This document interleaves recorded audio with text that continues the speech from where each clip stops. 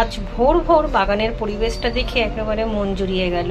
হালকা হালকা হাওয়া দিচ্ছে, হালকা মেঘলা, অল্প অল্প রোদ। তবে বৃষ্টি যেমন ভেবেছিলাম তেমনটি হয়নি।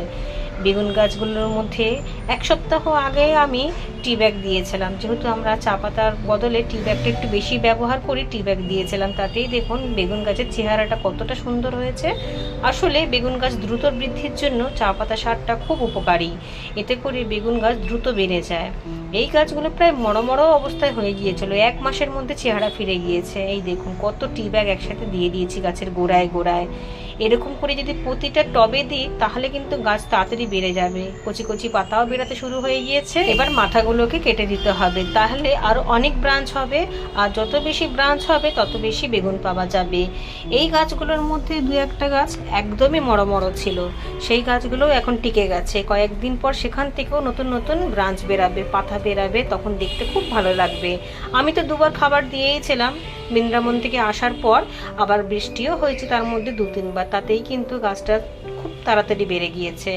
আমি সব সময়তেই বলি বেগুন গাছে খাবার একটু বেশি লাগে, সব সময়, সে ছোট থেকে হোক বা বড় অবস্থাতেই হোক বা বেগুন হওয়াকালীন।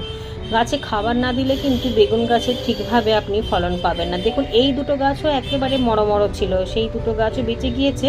আবার দেখছি কচি কচি পাতাও বেরিয়েছে। এই গাছের গোড়াতেও চা পাতা দিতে হবে। গোবর সার দিয়েছিলাম মাঝে একবার, যখন খাবার দিয়েছিলাম তখন সেই খাবারের সাথে 2 মুঠো করে গোবর সারও দিয়েছিলাম। আর এত বেশি খাবার খায় যে সমস্ত গাছ, সেই সমস্ত গাছে ভার্মি কম্পোস্টের তুলনায় গোবর সার দেওয়াটাই ভালো। গোবর সার ভীষণ স্ট্রং সার। আর আমি তো ঘরেই তৈরি করে নিই গোবর সার, যেটা আমি কিছুদিন আগেই আপনাদেরকে দেখিয়েছিলাম।